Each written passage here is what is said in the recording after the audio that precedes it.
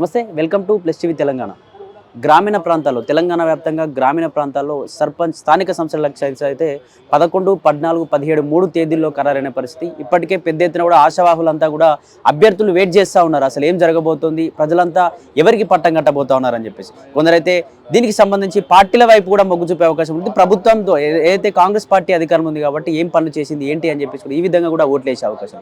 మాట్లాడదాం, మనతో పాటు అన్నున్నాడు. అన్న చెప్పండి, అసలు ఏం జరగబోతోంది, దీనికి సంబంధించి స్థానిక సంస్థల ఎలక్షన్లో చాలా మంది ప్రజలు కూడా ఓటు అమ్ముకొని, కొందరు సారాకి మందుకి, కొందరు డబ్బు, కొందరు అమ్ముడు పోయే పరిస్థితి ఏర్పడుతుంది. అమ్ముడు పోయి మళ్ళీ 5 సంవత్సరాలు ఇక్కడ ఇబ్బందులు పడే అవకాశం. అసలు ఏం చెప్పాలనుకుంటారు, యువతకి ఎటువంటి హామీలు ఇవ్వాలనుకుంటారు, ఏం చెప్పాలనుకుంటారు? ఎస్, ముఖ్యంగా ఏంటి అంటే నేను తెలంగాణ రాష్ట్ర ప్రజలకు కూడా చెప్పాల్సింది ఏంటంటే స్థానిక సంస్థల ఎన్నికలు ఉన్నాయి, సర్పంచ్ ఎన్నికలు ఉన్నాయి. మరి ఈ సర్పంచ్ ఎన్నికలు ఎవరి కోసం, సర్పంచ్ ఎవరి కోసము? ప్రజల కోసం కదా. మరి ప్రజల కోసము, ప్రజల అభివృద్ధి కోసము, ప్రజా సమస్యల కోసము ముందుకొచ్చేటటువంటి వ్యక్తి డబ్బులు వంచాల్సినటువంటి దుస్థితి ఎందుకు? నేను ఈ సందర్భంగా అడుగుతున్నా. ప్రజలు డబ్బులకు కావచ్చు, లేదంటే మద్యానికి కావచ్చు.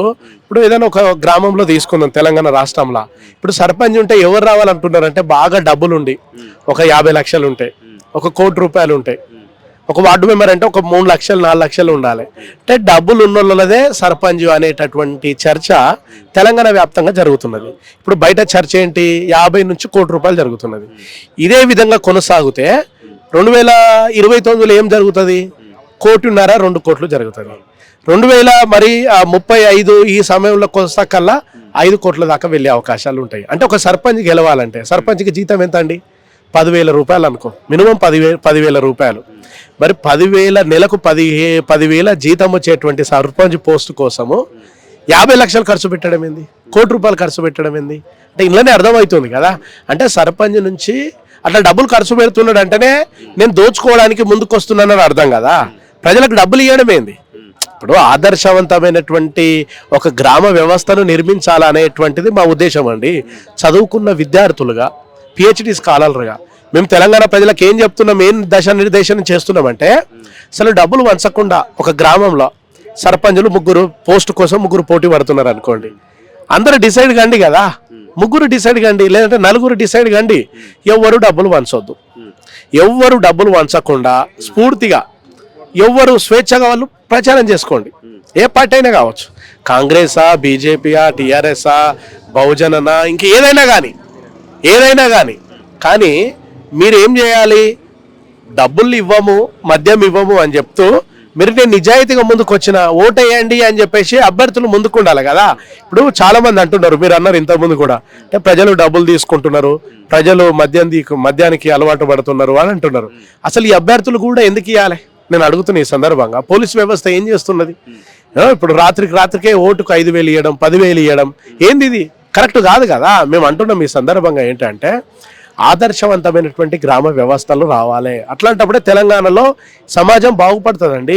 ఇప్పుడు 50 లక్షలు 1 కోటి రూపాయలు పెట్టి ఒక సర్పంచ్ అభ్యర్థి ఈరోజు గెలిచిండు అనుకో, గెలిస్తే రేపు ఆయన సర్పంచ్ అయిన తర్వాత గ్రామానికి అభివృద్ధి ఏం చేస్తాడండి? డబ్బులు పెట్టిన అంటారు కదా. ఇప్పుడు గ్రామంలో ప్రధాన సమస్యలు ఏంది? మంచినీరు కావాలి, గ్రామంలో ప్రధానంగా ఇవ్వాలి, ఒక పాఠశాలకు మంచి చదువు కావాలి, అట్ ద సేమ్ టైం గ్రామంలో మంచి వైద్యం దొరకాలి. ఏదైనా సమస్య ఉంటే మండలానికో జిల్లాకో కాదు, రాష్ట్ర రాజధాని కాదు, అదే గ్రామంలో ఏదైనా జ్వరం వచ్చినా ఇంకేదైనా వస్తే ఒక మంచి ఆసుపత్రి ఉండాలి, మంచి చదువు ఉండాలి, మంచి ఆసుపత్రి ఉండాలి. ఇంట్లోకి ప్రజలకు మంచి సంక్షేమ పథకాలు అందే విధంగా చూడాలి. మంచినీరు కావాలి, ఒక రహదారులు కావాలి, రోడ్ల నిర్మాణం కావాలి. ప్రజలకు గివే కదా, ఇంకేం కావాలి చెప్పు? మంచినీరు, ఒక రోడ్డు రవాణాము, గివే ప్రజలు కోరుకునేది. పెద్దగా ఏమో కాదండి. కానీ వీటి కోసమే ఇంత ఖర్చు పెట్టడం అంటే ఇందులో మతలబు ఉన్నదన్నట్టే కదా. ఒకసారి ఆలోచించు. ఇప్పుడు మన ఛానల్ ద్వారా అడుగుతున్నాం ఏంటంటే సర్పంచ్ పోస్టు కోసము 50 లక్షలు 1 కోటి రూపాయలు పెడుతున్నారంటేనే ఇందులో మతలబు ఉన్నది. కాబట్టి ఖచ్చితంగా అట్లాంటి అభ్యర్థులు డబ్బులు ఖర్చు పెట్టొద్దు అంటున్నాం. అట్ ద సేమ్ టైం ప్రజలకు కూడా ఏం చెప్తున్నామంటే ఆదర్శవంతంగా ఆలోచించాలి ప్రజలు కూడా. అట్ ద సేమ్ టైం ప్రజలు కూడా డబ్బులు తీసుకోకుండా ఓటేయాలి. అట్ ద సేమ్ టైం మద్యం తీసుకోకుండా కూడా ఓటేయాలి. ఒక ఆదర్శవంతమైనటువంటి సమాజం, ఫూలే అంబేద్కర్ కాన్షిరామ్ గాల్రు బహుజన సమాజము, బహుజన మానీయుల ఆలోచన విధానంతో పోటీ చేసేటువంటి యువతకు అవకాశం ఇవ్వాలి. ముఖ్యంగా చదువుకున్న మేధావులు ఉన్నారు, ప్రభుత్వ ఉద్యోగస్తులు ఉన్నారు, ముఖ్యంగా యువత ఉన్నది, యూనివర్సిటీ విద్యార్థులే ఉన్నారు కదా. మరి గ్రామాలలో విద్యార్థులతో ఏమవుతుంది, సర్పంచ్ అమ్మలక్కలు అంటారు, చదువుకున్న కొంతమంది చదువుకోలేని వాళ్ళు అంటారు ఏంటంటే సర్పంచ్ అంటే ఉత్తదేనా, డబ్బులు ఉండాలి కదా. అరే ఎంత విచిత్రం అనిపిస్తుంది అంటే అండి, పైసలు లేకుండా అవుతుందా నీతోటి? అరే నేను చదువుకున్నాండి, నేను చదువుకున్న పోటీ చేస్తా, ఒక వార్డు మెంబర్ గానో ఒక సర్పంచ్ గానో పోటీ చేసి ముందుకు వస్తా అంటే డబ్బులు కావాలి కానీ ఉత్తగానే అవుతుందా అంటే ఇక మరి 2035 వరకల్లా 5 కోట్లు అవుతుంది. మరి దీన్ని చదువుకున్న విద్యార్థులు యువత స్పందించాలగా. అందుకే ఒక పిహెచ్డి స్కాలర్లుగా, ఉస్మానియా విద్యార్థులుగా ముఖ్యంగా మన ఛానల్ ద్వారా అడుగుతున్నాం ఏంటంటే, భానుగారు దీనికి ప్రభుత్వం ఏం చేయాలి అని అంటే, ముఖ్యంగా పోలీస్ డిపార్ట్మెంట్ తోటి డబ్బులు వంచేటువంటి వాళ్ళను అరికట్టాలి. పరోక్షంగా ప్రభుత్వమే, అది టీఆర్ఎస్ అయినా కాంగ్రెస్ అయినా బీజేపీ అయినా, పరోక్షంగా ఏం చేస్తున్నదంటే ప్రభుత్వమే డబ్బులు వంచే విధంగా ప్రేరేపిస్తున్నది. రాత్రికి డబ్బులు వంచడము, మద్యాన్ని వంచడము, ఏ కులం వస్తే ఆ కులకు సంబంధించి ఆటలు, మందు, అవన్నీ కూడా ఏర్లై పారడం. దీని ద్వారా నిజంగా భారత రాజ్యాంగం, ప్రజాస్వామ్య వ్యవస్థ కూని చేయబడుతుంది అనమాట. కాబట్టి రాజ్యాంగాన్ని కాపాడుకోవడం అంటే, అంబేద్కర్ గారిని గౌరవించడం అంటే, బహుజన మానీయులను గౌరవించడం అంటే, డబ్బులు లేని వ్యవస్థను, ఓటుకు నోటు ఇయ్యని వ్యవస్థను మనం ఏర్పరచుకోవాలని చెప్పేసి.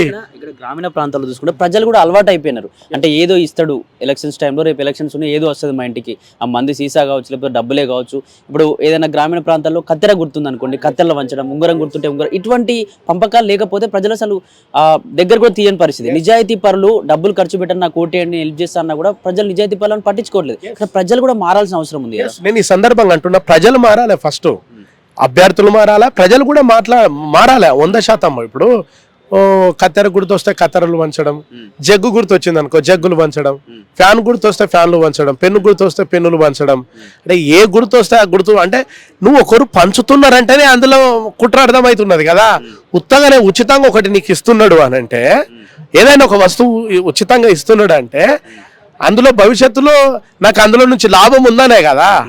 అర్థం చేసుకోండి అండి, ప్రజలకు కూడా ఈ సందర్భంగా అంటుండే ఏంటంటే, ఒకటి మనకి ఇస్తున్నప్పుడు, ఉచితంగా ఇస్తున్నప్పుడు మన నుంచి పరోక్షంగా వేరే ఒకటి దోచుకోవడమే కదా. నేను అంటున్నా ఈ సందర్భంగా, నేను ఒక ఓటుకు ₹1 ఇవ్వకుండా, మద్యం ఇవ్వకుండా, ఏమి పంచకుండా నాకు వేయండి అని చెప్పి ముందుకు వచ్చేటువంటి వాళ్ళని గెలిపించుకోవాలి ప్రజలు కూడా.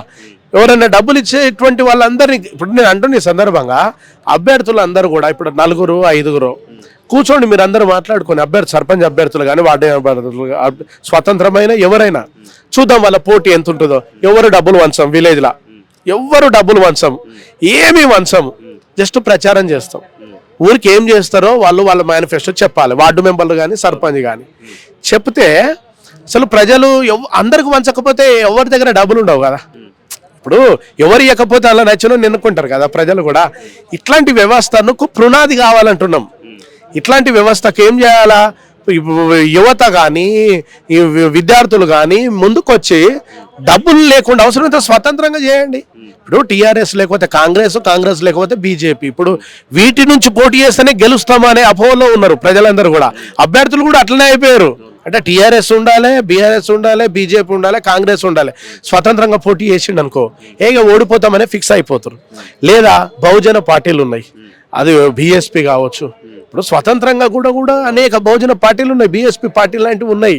ఎందుకు ప్రజలు అక్కడే చేర్చుకుంటలేరు అంటే వాళ్ళకి గెలిపే కావాలా. అభ్యర్థులకు డైరెక్ట్ మేము ఇంట్లోకి పోతేనే గెలుస్తాం, ఇక బహుజన అన్నాం అనుకో అరే మేము ఓడిపోతాం, ఇంట్లో ఓడిపోయేదానికి అసలు నువ్వు పోటీనే లేకుండా ఓడిపోతామని ఎందుకు డిసైడ్ చేసుకుంటున్నావు? సరే పార్టీల నుంచి చేయకు, ఒక స్వతంత్ర అభ్యర్థిగానన్నా చేయి. ఇప్పుడు పార్టీలకు సంబంధం లేకుండా స్వతంత్ర అభ్యర్థిగానన్నా పోటీ చేయవచ్చు కదా. అట్లా లేదు. మిగతా ముఖ్యం మళ్ళీ చెప్తున్నాం, జనరల్ వచ్చింది అనుకో, జనరల్ వస్తే రెడ్డిలు, వేలమలు, కమ్మలు, కాపులే. జనరల్లో బీసీలకు అవకాశం లేదు, జనరల్లో ఎస్సీలకు అవకాశం లేదు, జనరల్లో ఎస్టీలకు లేదు. మరి ఇది ఎంతవరకు కరెక్ట్? జనరల్ అంటే అందరిది కదా. జనరల్ అయితే ఏమనుకుంటున్నారు అంటే ఓసీలమే మేమే అనేటువంటి అపోహ తెలంగాణ రాష్ట్రంలో ఉన్నటువంటి గ్రామీణ ప్రాంతాలలో ఉన్నది. ప్రజలు మారాలి, ప్రజల ఆలోచన మారాలి, చదువుకున్న వాళ్ళకి ఇవ్వాలి, తాగిబోతులకు కాదు. బాగా మద్యం దాగి పొట్ట వెంచి మొత్తం మొత్తం ఊరిని దోసుకునేటటువంటి వాళ్ళకి కాదు కదా, తాగుబోతులకు కాదు కదా నేను అంటున్న ఈ సందర్భంగా. అరే చదువుకున్నానికి అవకాశం ఇవ్వండి, చదువుకున్నోనికి ఇవ్వాలి కదా నేను అంటున్నా. పెన్ను పెట్టుకున్నోనికి ఇవ్వండి, జేబులా బీర్ సీసా పెట్టుకున్నోనికి కాదు.